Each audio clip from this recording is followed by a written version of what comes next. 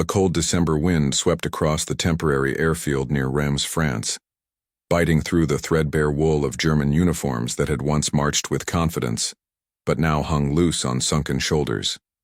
The war had pushed these men past hunger and exhaustion and into something quieter, heavier: surrender.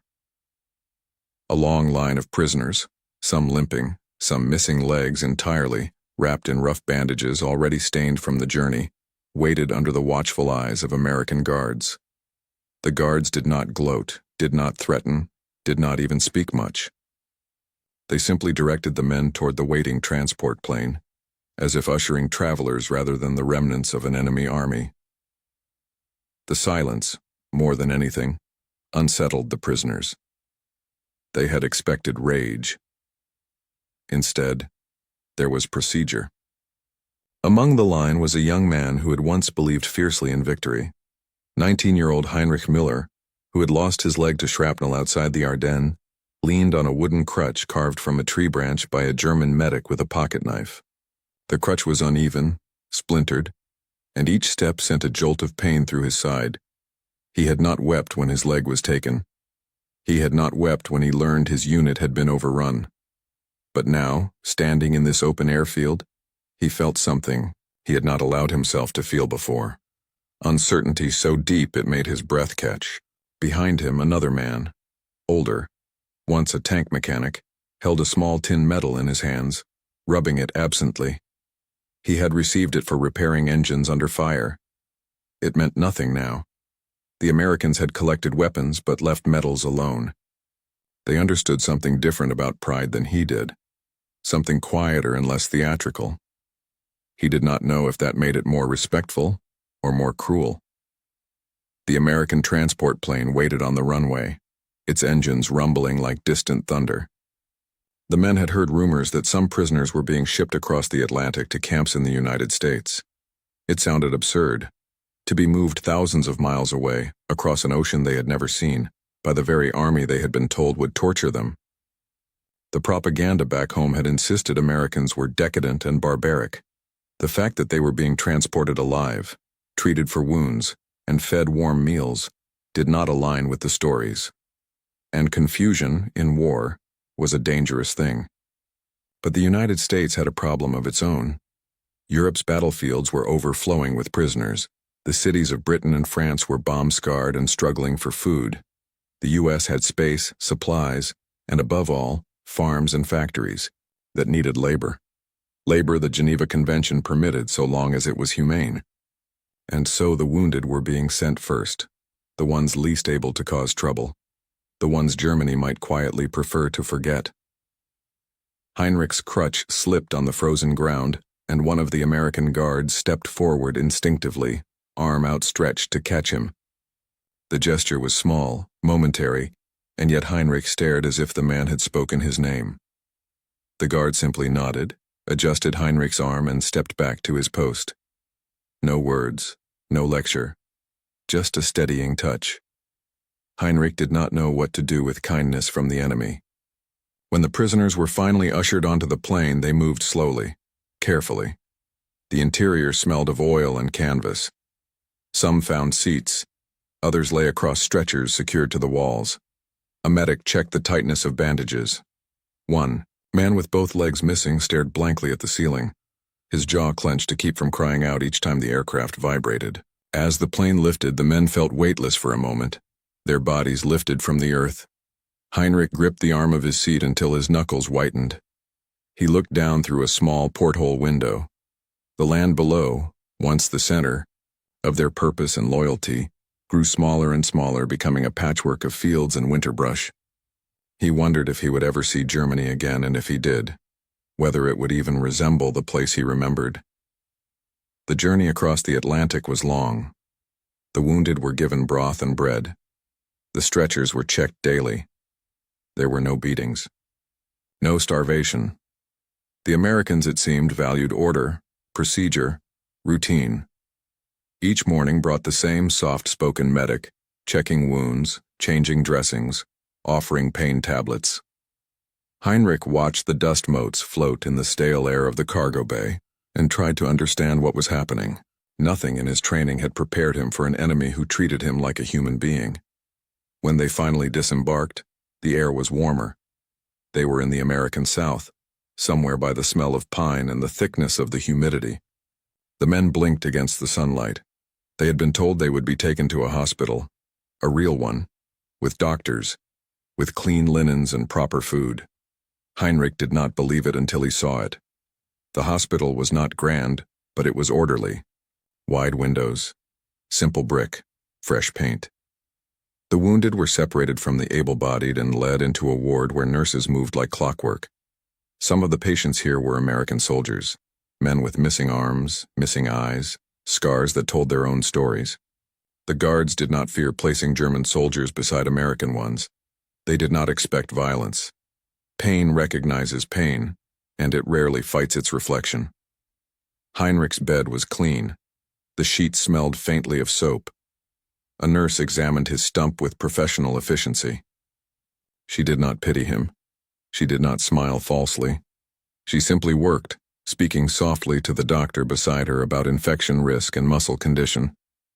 It was the first time since his injury that he had been treated not as a soldier, but as a patient. The older mechanic sat on his bed nearby, staring at the ceiling.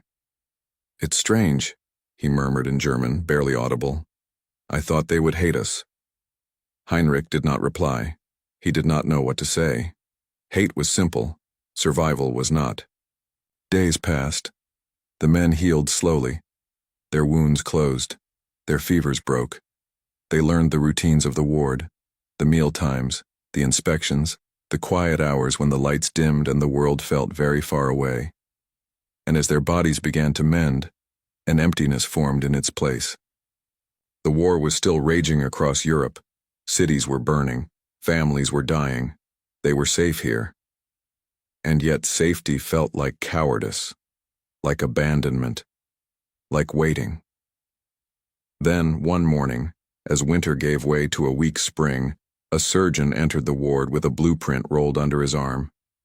The prisoners watched him carefully, expecting instructions, orders, something sharp and definitive. Instead, he laid the blueprint across a table and unrolled it slowly, revealing the detailed drawing of a leg, metal joints, carved heel, articulated knee. "This," he said, speaking through a translator, "is for you." For a long moment the room was silent. The prisoners stared at the drawing, unable to process its meaning. The surgeon tapped the page gently. "You will walk again." The words fell like a stone in water, small, simple, but with ripples that reached every corner of every heart in that room. Heinrich felt his throat tighten, not with grief, not with gratitude, but with something deeper, more dangerous. Hope. And hope, after everything, was the scariest thing of all. But none of them understood that this gift would not restore steps alone, but reshape understanding of enemy, mercy, and themselves. A soft golden sunlight filtered through tall windows in the hospital ward, casting rectangles of light across rows of metal-framed beds. The scent of antiseptic mixed with a faint aroma of boiled coffee drifting from a nearby corridor. For the German prisoners brought here, the brightness felt unnatural. War had been mud, smoke, and hurried medical tents. Hospitals had been crowded places where wounds festered quietly. Here, there was space, and cleanliness, and silence. It was not the silence of despair, but the stillness of order. Heinrich lay, with his hands folded across his chest, staring at the ceiling. The stump where his leg had been taken was healing now, free from the fever that had once threatened his life. A nurse moved down the ward with a clipboard, checking each patient. When she reached him, she nodded, replaced the dressing, and moved on. No pity, no disdain, just work. It was a kind of warmth, but not sentimental, and that alone unsettled him. Karl, the older mechanic, sat up each morning and polished the tin medal he still kept. It was no longer a symbol of victory, only of memory. One afternoon, an American orderly paused beside him and asked in accented German whether the medal was for bravery.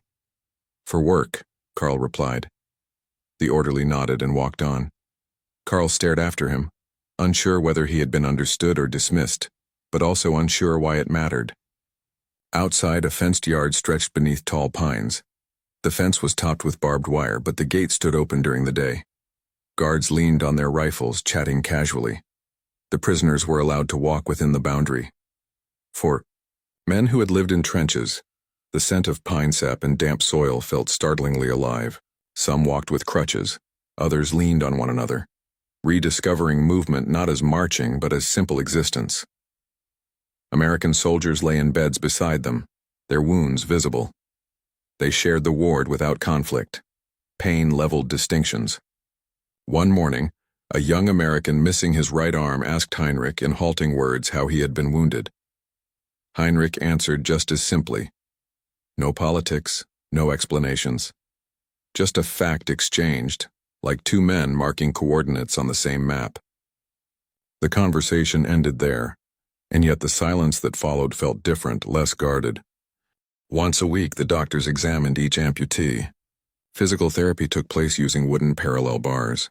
Men who had once marched now learned to balance like children. Some cried in frustration, some in relief. The staff neither encouraged nor discouraged tears. They treated tears the same way they treated fever or stiffness, a condition to be worked through. The disorientation grew quietly. These men had been raised to believe Americans were crude or ruthless. Instead, they found efficiency in a practical kindness that asked for nothing in return. This was not generosity meant to change minds. It was simply how the hospital functioned, and that ordinariness struck deeper than any staged compassion would have.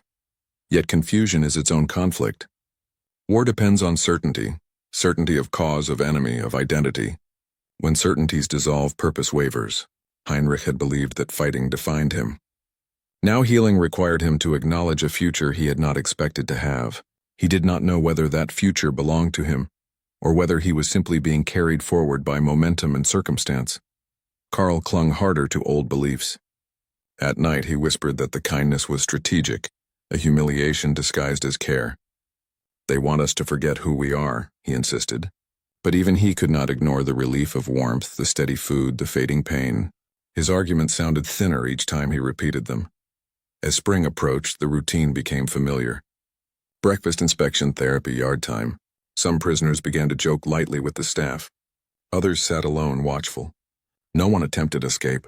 The United States was too vast, and the barbed wire felt more symbolic than real. The world outside the fence was not hostile. It was simply distant.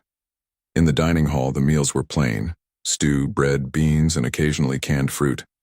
But they were regular, predictable, filling. For men who had once gone days on nothing but cold turnips or crusts of stale rye, the reliability of mealtimes itself felt like a luxury. The Americans did not watch them eat suspiciously, did not count their bites, did not ration by punishment. Food was simply served. Some of the prisoners ate quickly at first, as though someone might snatch the plates away. Over time, they learned they did not have to hurry. There were moments, too, when the distance between captor and captive narrowed to almost nothing. A guard smoked a cigarette and wordlessly offered one to a German nearby. A nurse tucked a blanket more securely under the shoulders of a soldier who shivered in his sleep. A chaplain spoke to a few men in halting German, not about ideology or guilt, but about grief and survival. These gestures were small and unremarkable on their own, yet they accumulated like water droplets shaping stone. The prisoners began writing letters home. Some did not know whether their families were alive. Some received replies months later, ink smudged, describing homes bombed to rubble and streets lined with shortages. Others received silence. The uncertainty was a wound of its own. Yet even in the waiting, there was a strange endurance. They were suspended between worlds, no longer soldiers, not yet civilians, held in a space where they were forced to face themselves without uniforms or orders. Then, one afternoon, the sergeant in charge of the ward addressed the men through a translator. "Doctors from another facility are coming to evaluate the injured," he announced. "They specialize in prosthetics." Karl laughed once. Prosthetics for us? The word sounded unreal, like something from before the war. The next day, a team of specialists arrived with leather tool cases and quiet concentration. They moved among the beds, measuring stumps, testing muscle strength, asking brief questions. When they reached Heinrich, one of them asked him to stand using his crutch. Heinrich did, jaw tight. The specialist nodded. Good strength, he said. You're a strong candidate. The idea settled into the ward like something fragile. To walk again meant to hope again, and hope after loss could feel like exposure. That evening, Heinrich lay awake long after lights out. The ceiling was a dim blur. He listened to the breathing of the others. He remembered the sound of boots on soil, the ease of moving without thought. He remembered himself before fear. Heinrich did not know whether strength meant holding on to the past or allowing himself to imagine something after it. Carl turned the metal in his hands, feeling its weight change, though the metal never did. In that quiet dark, Heinrich understood that healing was not the end of his struggle. It was the beginning of a new one. He closed his eyes, steadying himself for what the doctors would ask of him next. The workshop smelled of wood shavings and machine oil, a scent warm and earthy, a world away from the blood-soaked canvas tents where many of these men had last received treatment. Sunlight streamed through tall windows, catching on the edges of polished metal joints and carved wooden limbs arranged neatly on tables. It looked almost like an artist's studio, except the art here was the reconstruction of human possibility.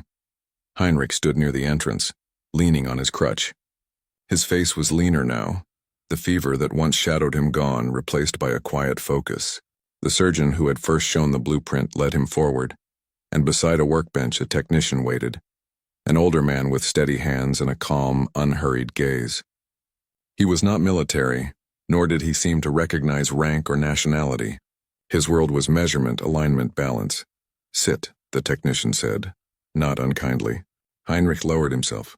The padded rest supported the stump of his leg, still tender but healing. The technician measured length and width, tracing the angles of bone beneath skin, mapping what remained so the missing part could be built around it. Heinrich expected to feel shame. Instead, he felt curiosity.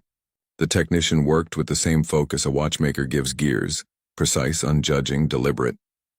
Carl watched from a chair across the room. He still held his tin metal at times, though now less tightly. He had resisted the idea of being fitted for a prosthetic. To him, the loss of his leg was a scar of war, one that needed to be carried rather than masked. But watching Heinrich, he felt the faint ache of something he had forgotten how to name. Desire. Not for pride, for movement. Over the next week, the workshop became a familiar place. The technicians shaped wood, adjusting curves to match muscle memory. Leather straps were softened with oil, metal joints carefully tested. The prosthetics were not elegant. They were heavy, imperfect, demanding patience. But they were purposeful. The day came for Heinrich's first fitting. The prosthetic felt heavier than he imagined, as though it belonged to someone else entirely. The technician guided him to the parallel bars. Grip, stand, one step, he said. Heinrich's pulse surged. His right leg braced. The wooden foot touched the floor. Incorrect weight, imbalance, a sudden wobble, but he did not fall. He adjusted. His arms strained. Sweat gathered at his hairline. Then he shifted forward again. The second step was no smoother, but the third, somehow, felt less like falling and more like learning. It was not graceful. It was not easy, but it was movement. Carl's breath caught just audibly. His expression tightened not with envy but with recognition, the realization that the future was not closed after all. That night, Heinrich lay with the prosthetic beside him, feeling the dull, full ache in his muscles. But instead of despair, he felt direction. Pain leading somewhere was different from pain that marked an ending. In the days that followed, the workshop transformed. It was no longer a place of observation, but of shared effort. Amputees, young, old, bitter, hopeful, stood at the bars. Some cursed in frustration. Others laughed unexpectedly when the limb moved fluidly for a brief, shining moment. The technicians guided, corrected, encouraged, but never coddled. Each step was earned. Carl approached the technician one morning and set his metal on the table. The gesture was not surrender. It was decision. The technician simply nodded and began measuring him too. Carl's progress was slower. His patience was thinner. But each day he returned, gripping the bars until his arms trembled, jaw clenched in quiet fury at his own limits. Heinrich walked beside him, not as teacher or rival, but as companion. Their unspoken bond forged through the shared act of rebuilding. Outside, spring spread through the camp. Pine needles glimmered with morning dew. The fence still stood, barbed but quiet. The guards leaned on their rifles, casual, watchful, unchanged. Yet for the men inside, everything was shifting. The distance between enemy and other human was eroding, not through speeches or ideology, but through small, unremarkable interactions. A shared cigarette, a corrected word, a nod of acknowledgement. Hate blooms in distance. It struggles in proximity. One afternoon, Heinrich walked the full length of the workshop without his crutch. The room did not erupt in applause. Instead, there was a still, warm silence, as though everyone understood that this was not triumph. It was continuation. The workshop was often filled with sound, wood being shaved, tools clicking, footsteps uneven but persistent. The air smelled of soap and varnish. Some mornings, American volunteers from nearby towns came to watch the therapy sessions quietly, curiosity tempered by respect. Many had never seen German soldiers up close. They expected arrogance. They found exhaustion in youth. The prisoners expected hostility. They found polite interest. Conversation grew in small fragments. A technician taught Heinrich how to adjust the leather strap when it pinched. A guard shared a story about his father losing a leg in the First World War and returning to farm life. A nurse showed Karl how to build strength by shifting weight slowly from hip to knee to foot. The exchanges were practical, not sentimental. Yet they formed threads of understanding, thin but strong enough to hold. During one exercise session, Heinrich stumbled, nearly falling. An American soldier stepped forward instinctively and caught him under the arms. Their eyes met for a moment that felt suspended. Heinrich expected ridicule. Instead, the soldier said quietly, "Everyone falls the first dozen times." The simplicity of it struck deeper than comfort. For the first time, Heinrich realized the Americans did not see him as an enemy now. They saw him as a man learning to walk. Karl struggled more visibly. His frustration sometimes boiled into sharp words. Once he flung the prosthetic aside, the sound echoing sharply across the workshop. Silence followed. No one reprimanded him. The technician simply picked up the limb, placed it gently back beside him, and said, "We will try again tomorrow." Karl's shoulders sagged. He nodded. Progress became routine. Not dramatic. Not swift, but steady. And steady was enough. But as strength returned, thoughts turned toward what awaited beyond the fence. The war was nearing its end. Rumors of Germany's collapse drifted through the ward. Some men longed to return. Others feared what remained. One morning, a letter arrived for Heinrich. He held it a long while before opening it, his prosthetic foot planted firmly, his balance steady at last. Quietly, a soft mist clung to the harbor as the ship prepared to cast off, carrying men who had arrived in America broken and were now returning with something they could not have imagined when they left the battlefield: the capacity to stand again. The deck was lined with German prisoners, their uniforms replaced by plain wool clothing issued at the camp. Some leaned on newly fitted prosthetic legs, others walked with cautious confidence. The harbor's skyline shimmered in the early light, and the slow churn of the ship's engines vibrated under their feet. No speeches were made, no farewells exchanged. The moment carried a quiet gravity, departure without triumph, return without certainty. Heinrich stood at the railing, the salt air sharp in his lungs. He had practiced walking for weeks, learning the way the prosthetic responded to shifts in weight and stride, training not just his muscles but his mind to trust the ground again. The stump still ached and the leather straps left faint impressions along his skin. But these were living pains, signs of adaptation rather than loss. He did not feel whole, but he felt present. That was something he had once thought impossible. Beside him, Karl leaned with both hands gripping the railing. His own prosthetic was heavier, less graceful. His gait was uneven, and each step required effort. But it was his. He had earned it through stubborn will and days where progress came only in millimeters. He no longer clutched his medal each night. Sometimes he forgot where he had placed it. That, too, was a kind of healing. The ship cut across the Atlantic with steady momentum, carrying letters, memories, and uncertainties. The men spoke quietly among themselves. They had once talked of strategy, of fronts and offensives. Now they spoke of cities bombed to rubble, of families scattered, of rumors that Germany was divided in ways deeper than geography. Some imagined returning to farms. Others had no farms left. Some expected to be welcomed. Others suspected they would be seen as burdens or ghosts.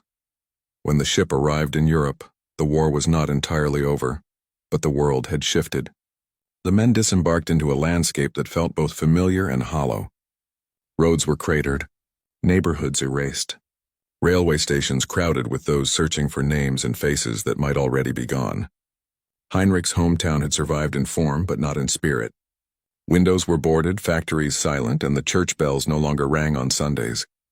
He walked down streets he had once run across as a boy, and felt as though he were moving through the faint memory of a place rather than the place itself. Carl returned to what had once been a workshop. The tools were gone, the roof partially collapsed, but the smell of oil lingered in the wood. He stood in the doorway a long time, leaning slightly on his prosthetic. He had imagined returning to rebuild, but rebuilding required more than hands. It required direction. For now, he simply stood and listened to the quiet. No orders, no drills. The silence felt heavier than any command. News eventually spread that some former prisoners had received prosthetics from the Americans. Reactions varied. Some listened with cautious respect. Others reacted with disbelief or scorn, unwilling to accept that kindness could come from an enemy. Heinrich did not try to convince anyone of anything. He simply walked. The quiet thud of wood and the soft tap of leather were his proof. The fact of his movement spoke louder than the story of how it had been restored. Over time, small routines formed. Heinrich helped repair an abandoned building that would become a temporary school. Carl began fixing farming equipment in exchange for bread. The pace of life was slow, unsteady. Yet each day carried them forward. There was no ceremony marking their survival. No recognition of transformation.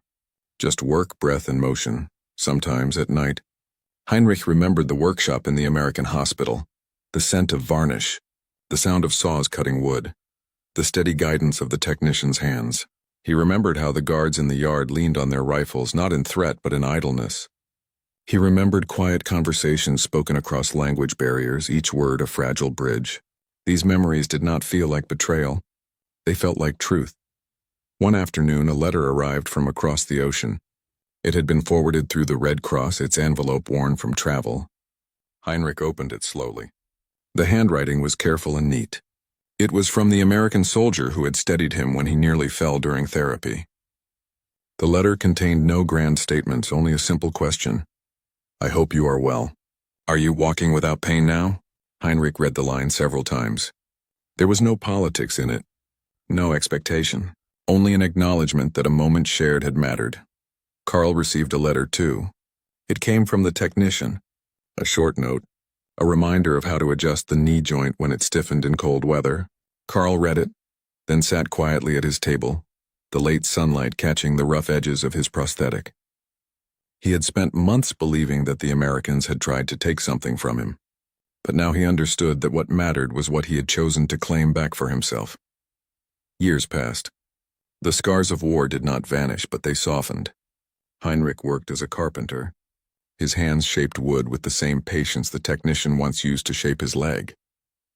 Carl taught younger mechanics how to repair the new machines that arrived during Reconstruction. They did not speak of the war often. When they did, it was not of battles, but of moments of being seen, helped, steadied. The memory of walking again for the first time stayed clear, as vivid as the day it happened. Not triumphant, not glorious, just a step, and then another. Sometimes visitors to town would notice Heinrich's gait and ask when he had lost his leg. He would answer simply. They would ask how he had learned to walk again. And he would say, "Someone helped me." He did not elaborate. He did not need to. Compassion in war does not announce itself.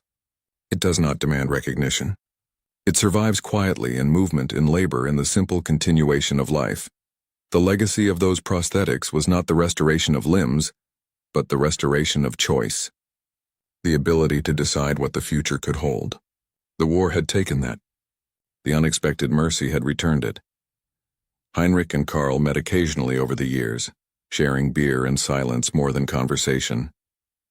They did not talk about the camp or the workshop. They did not have to. Each step they took was a reminder. And though the world had changed and would continue to change, something of that silent workshop traveled with them always. The knowledge that even amid destruction, the smallest gestures can rebuild the human world from the ground up. Their story would never be carved in memorials, but it endured in the rhythm of footsteps across ordinary days. That's it for today's story. And before you go, please tell us in the comments where you're watching from. We love seeing how far our stories reach, and don't forget to hit like and subscribe so you don't miss the next one.